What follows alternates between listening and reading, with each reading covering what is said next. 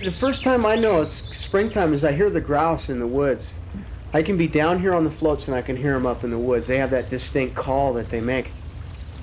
The distant drumming of the ruffled grouse tells Tom Barnett, manager of Ross Lake Resort, that change is in the air. Spring rains are coming. The blanket of snow covering the North Cascades for the past 5 months will be pulled back. The Skagit River will swell, and Ross Lake, upon which Tom runs his floating resort, will rise. Within Ross Dam and Powerhouse, and downstream at Diablo and Gorge Dams, work crews will use the spring melt to drive the turbines of Seattle City Light's 3 highly productive hydroelectric plants.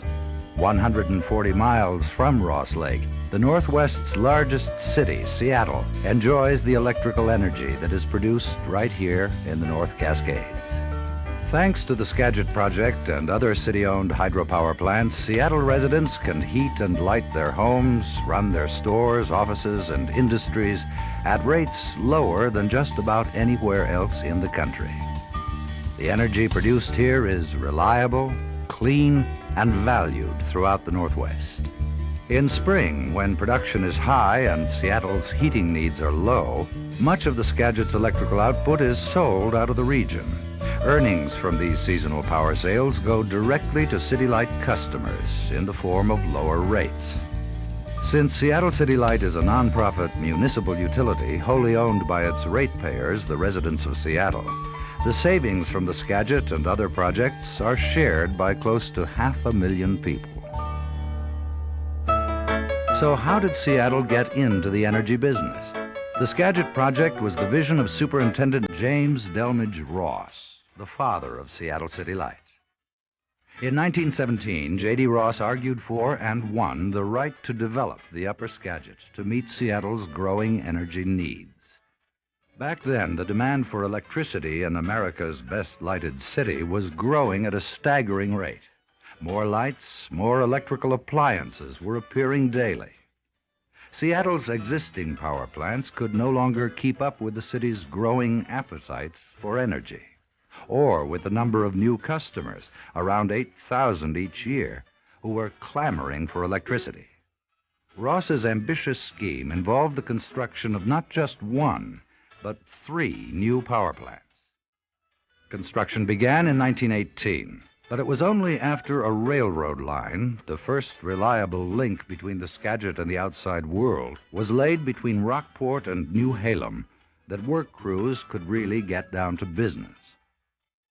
Before the railroad, the land of the Skagit Indians was only open to outsiders traveling by mule train or on foot.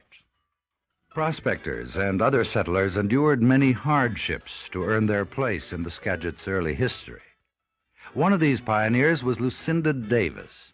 Lucinda left husband and home in the east, and along with her young sons, Glee and Frank, erected a cabin just a stone's throw from the present-day Diablo powerhouse. The first City Light work crews lived in wooden shacks and tents. Fighting avalanche, blizzard, loneliness, and flood, they laid the foundations, built great walls, and stretched power lines by hand through the forest.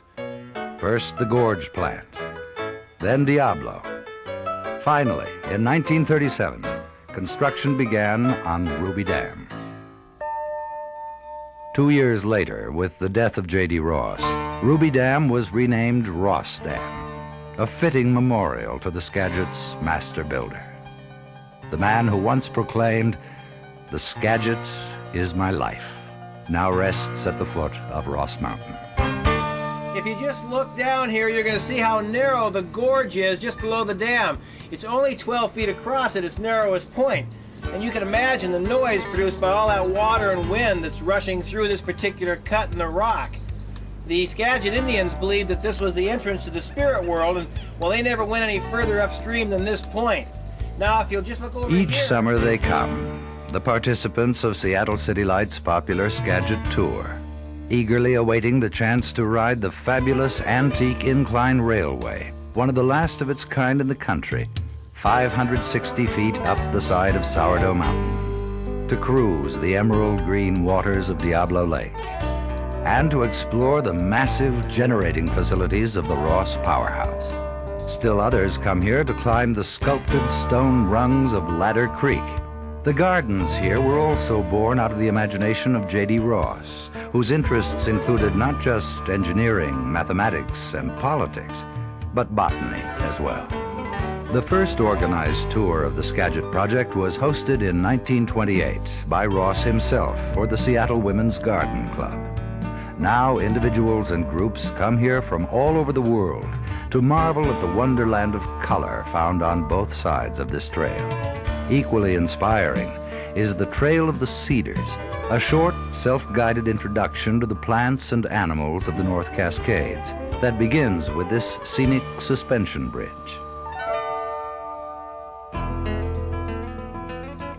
Scoured by glaciers, framed by volcanic peaks, the Skagit's uppermost reaches have served as a haven for wildlife since the earliest days of the Northwest. A recreational paradise for hikers, campers, climbers, skiers, motorists, and hunters. As far back as 1927, employees of Seattle City Light have cooperated with state fish and game personnel to protect native steelhead and salmon runs and to establish programs to limit the effects of the project on the wildlife of this region. This commitment to the North Cascades continues today. Rare and endangered animals and plants are carefully watched by City Light's own staff of dedicated environmentalists and other public and private agencies. Fisheries biologists continue to monitor the health of salmon, rainbow trout, and other prized game fish. Of course, the abundance of fish is just one of the reasons people return year after year to Ross Lake and other vital links in the Skagit River system. Whether it's a day or a week, summer's the time to hike the Skagit's many scenic alpine trails, an experience accessible to all, to savor the incredible ocean of peaks that's earned the North Cascades its place on Washington's list of top tourist lures. As summer draws to a close, the slopes explode with the bright amber, red, and gold of crisp autumn leaves. You once in a while just have to stop and pinch yourself because it's so beautiful. You're in the middle of it, but you get so involved you don't notice. You see the sunshine on the hillside or on the snow, and the colors and the beauty of things up there is so spectacular. To project manager Bill Newby, who has worked here since 1953, autumn means the chance to slip away and enjoy the overwhelming beauty of his Skagit River surroundings. Like a lot of North Cascades residents, Bill loves to hunt, but others take to the woods with a different set of gear. Cameras at the ready, they prefer to frame the region's abundant wildlife against a backdrop of fall color. Photogenic regulars like these bald eagles, however, signal the start of yet another season. The days have again grown short. Snow is falling on the banks of the Skagit and the roofs at New Halem. Soon the mountains will be covered in white. Snowshoers and skiers will once again pick up their pursuit of North Cascade powder in earnest. Within the power plants of Ross, Diablo, and Gorge dams, the turbines hum regardless of the season.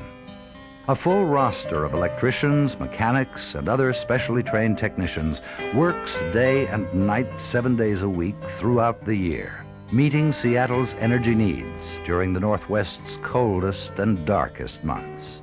For year-round New Halem residents like Ann Young, the sense of community and commitment is just as strong as it was on the day she arrived. That was 43 years ago. People that came about the same time that we did, a great many of them retired with 30 and more years of service, having spent most of those years here. Well, I think that everybody that lives and works here takes a great pride in the project and wants it to be the best that it can be. Winter winds are whistling through Diablo Canyon.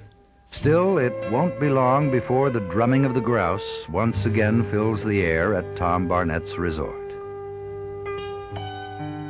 While the seasons may change on the Skagit, some things will always remain the same.